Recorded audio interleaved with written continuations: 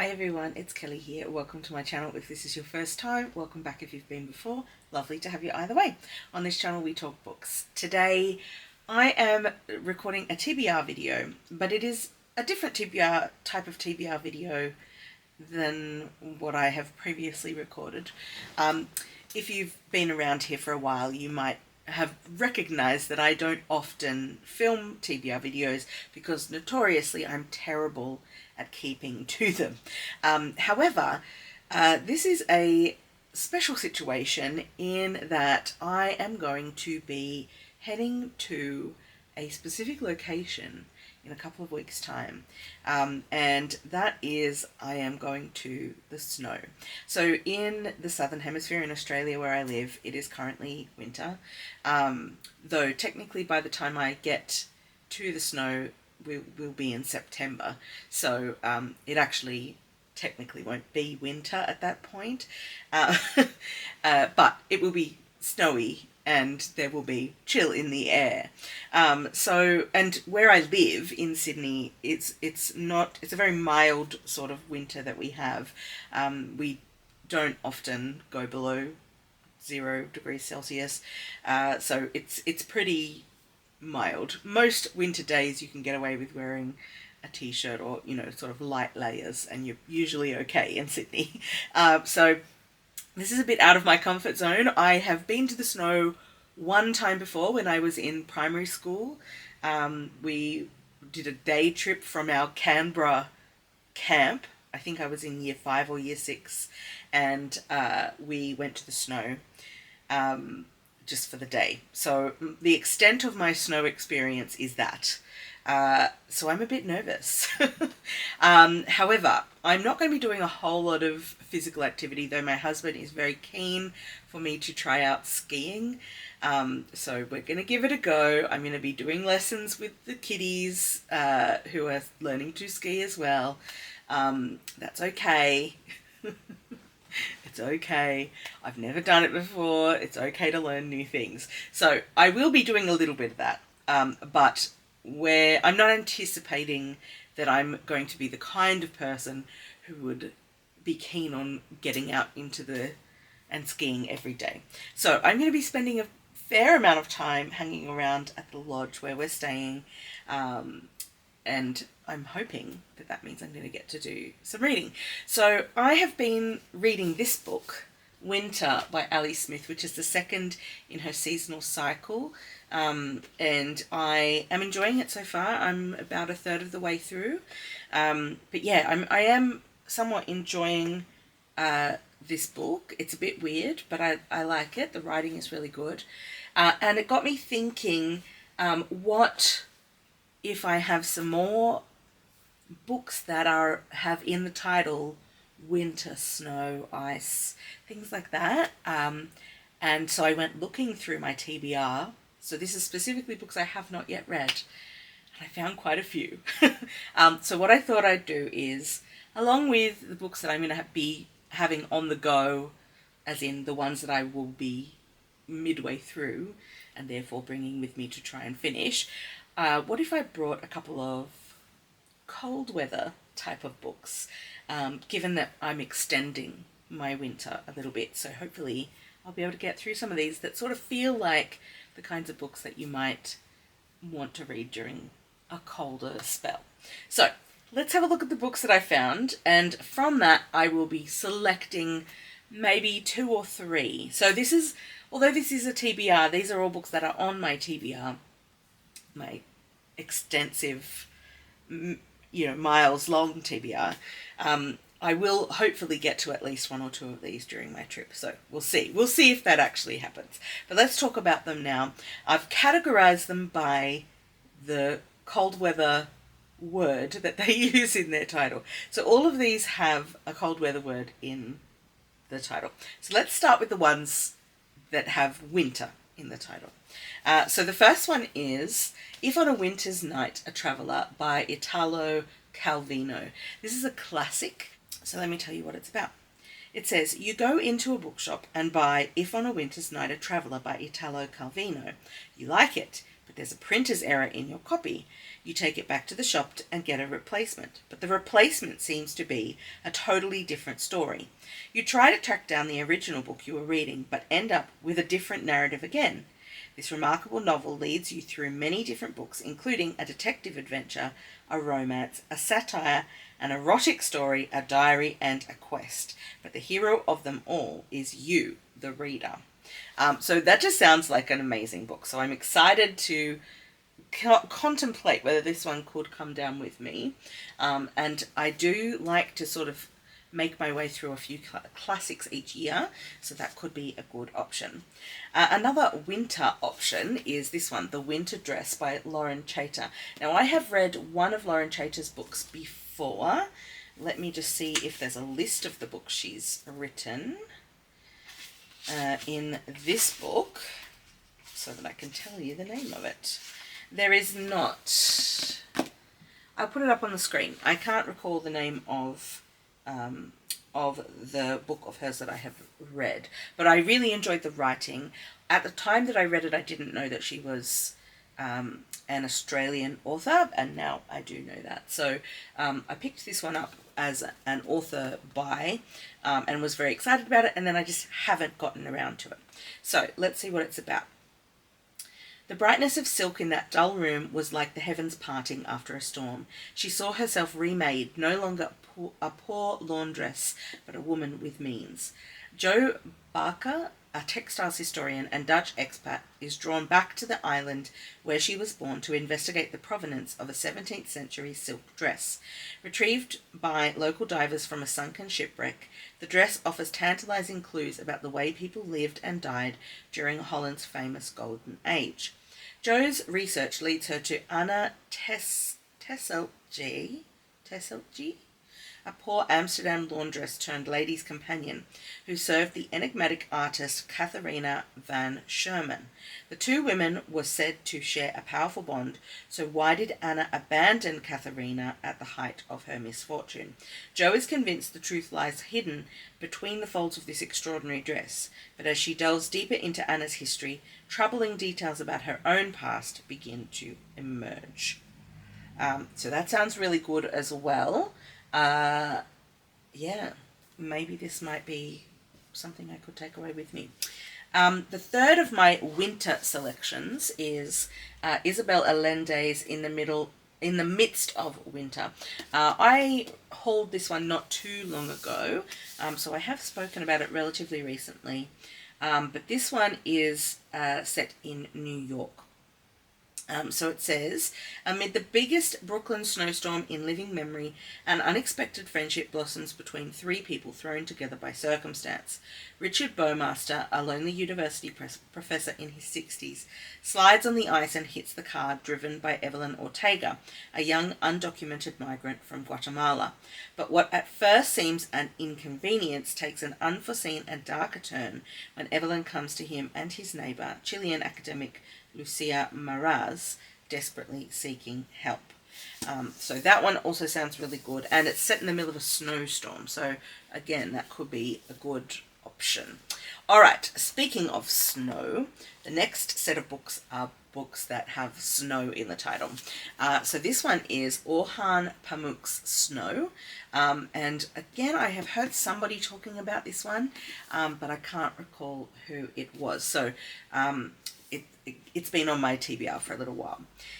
So it says, as the snow begins to fall, a journalist arrives in the remote city of Kars on the Turkish border. Kars is a troubled place. There's a suicide epidemic amongst its young women. Islamists are poised to win the local elections, and the head of the intelligence service is viciously effective. When the growing blizzard cuts off the outside world, the stage is set for a terrible and desperate act. Orhan Pamuk's magnificent and best-selling novel evokes the spiritual fragility of the non-Western world, its ambivalence about the godless West, and its fury. So that one sounds really, really good. It also sounds kind of heavy, so I don't know if it's going to be the right vibe for the holiday, but it is definitely an option. Very different book about snow is called The Snow Spider by Jenny Nimmo. Now, I believe this one is a middle grade, so this is definitely more on the lighter side of things, definitely compared to this one. But it says on the back, it says, "Time to find out if you are a magician, Gwyn." Gwyn's grandmother leaves him 5 gifts: a brooch, a piece of dried seaweed, a tin whistle, a scarf, and a broken toy horse. She tells him they will help make him a magician, but can Gwyn use them to bring his missing sister Bethan home? The Snow Spider is a beloved modern classic that has won the Tir Na Naog Award and the Smarties Grand Prix. So, this looks like it's pretty short, like it wouldn't take too long to read, so it could be a good option. Nothing on the back is kind of screaming actual snow here, but I guess it could just be set during a snowy time. The next one that has snow in the title is this one called When Rain Turns to Snow. Again, this one is also a middle grade, and I believe an Australian author, Jane Godwin. So on the back it says, "A runaway, a baby, and a whole lot of questions. Lissa is home on her own when a stranger turns up on the doorstep carrying a baby. Reed is on the run. Surely people are looking for him. He thinks he's connected to Lissa's mum, but how? And why has he been left in charge of a baby who is sick and getting sicker? Reed's appearance stirs up untold histories in Lissa's family, and suddenly she is having to make sense of her past in a way she would never have imagined. Meanwhile, her brother is dealing with a devastating secret of his own. A beautiful and timely coming-of-age story about finding out who you are in the face of crisis and change." So, that sounds really good. Again, snow is not really mentioned in that blurb, but again, could just be set at winter time. The cover is also very gorgeous. I don't know if you can see, I'm going to try and turn it a little bit. I don't know if you can see on the screen, but it's got silver foil snow on the cover, and it is very beautiful. So that could be a good option. All right, moving now to ice, because obviously snow is not the only cold weather thing that we think of. So the first one I've got is another classic called The Ice Palace by Tarjei Vesaas. I'm probably saying that wrong, I'm so sorry. The cover of this one is absolutely stunning. This is one of the Penguin modern classics, the sort of duck-egg blue kind of colour ones, which I think often they have really great design choices and they look really beautiful. So let's have a look at this one. The school children call it the Ice Palace, a frozen waterfall in the Norwegian fjords, transformed into a fantastic structure of translucent walls, sparkling towers, and secret chambers. It fascinates 2 young girls, lonely Un and lively Sis, who strike up an intense friendship. When Un decides to explore the Ice Palace alone and doesn't return, Sis must try to cope with the loss of her friend without succumbing to a frozen world of her own making. So that sounds amazing. Again, this is also a very short novel, although the text is kind of small. Readable, but small. But anyway, it shouldn't be too long. Let's see how many pages it's. Yeah, it's not even... It's 139 pages long, so pretty short. So that could be a good option to take away. I'm quite excited about this next one, which I purchased a little while ago.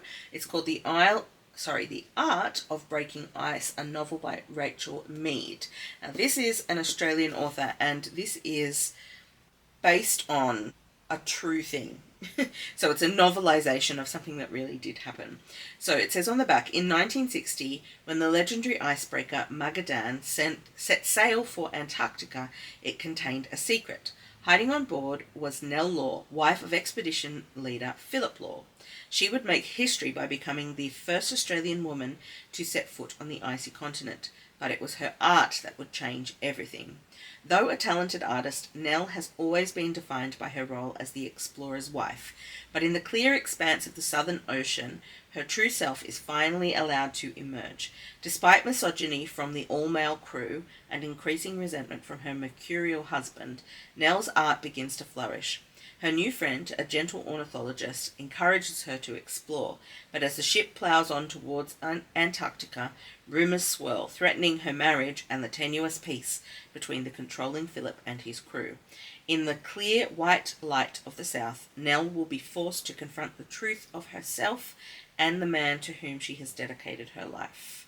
This stunning reimagining of Nell Law's life reveals a groundbreaking artist searching for freedom in a world where women's lives were still defined by their husbands. So that sounds amazing. And I am already feeling a strong pull towards this one. So we'll see. It is a little bit of a longer one. Oh, not too bad actually. 306 pages. So not too bad at all. All right. The next ice book is one that I picked up on a library, from a library sale. So it still has its sort of library markings, but it's called The Library of Ice, Readings from a Cold Climate by Nancy Campbell. Again, with the beautiful foil, so this time gold foil, across the cover of this one. And this one is also non-fiction. So it says, a vivid and perceptive book combining memoir, scientific and cultural history with a bewitching account of landscape and place. Long captivated by the solid yet impermanent nature of ice, by its stark rugged beauty, acclaimed poet and writer Nancy Campbell sets out from the world's northernmost museum at Upernavik in Greenland to explore it in all its facets. From the Bodleian Library archives to the traces left by explorers on the Antarctic shelf, from the Arctic settlements to the Alps, she examines the impact of ice on our lives at a time when it is itself under threat from climate change. So that sounds really good also. And a non-fiction option, which I think so far has been the only non-fiction one on the list. And from looking at the rest of the pile, is the only one that's non-fiction. So if I'm in a non-fiction mood, that would be a really good option. All right, the next one, we've now moved on to the miscellaneous words about things being a bit chilly. And this one is With Love from Cold World by Alicia Thompson. Again, I can't recall who I heard about this one from, but I am looking forward to reading this one at some point, and maybe this is its time. So it says, Lauren and Asa work at Cold World, a touristy winter wonderland in Orlando, Florida. Their boss asks them to draft a proposal to raise more revenue, and these workplace friends become rivals, then probably lovers. I think it's a workplace rivals to lovers pipeline situation. So yeah, I have been looking forward to reading this one, so it could be a good option. Yeah, we'll see. All right, the next one is another one that I was very excited about when I picked it up and bought it. I bought it brand new, and again, just haven't gotten around to reading it, and that is Permafrost by S.J. Norman. Now, this is an Australian author, I believe, and given who has blurbed on the back being a bunch of other Australian authors, I'm guessing that is correct. So it says, Permafrost explores the shifting spaces of desire, loss and longing, inverting and queering the Gothic and Romantic traditions. Each story represents a different take on the concept of a haunting or the haunted, though it ranges across themes and locations from small-town Australia to Hokkaido to rural England. This collection is united by the power of the narratorial voice, with its auto-fictional resonances, dark wit and swagger.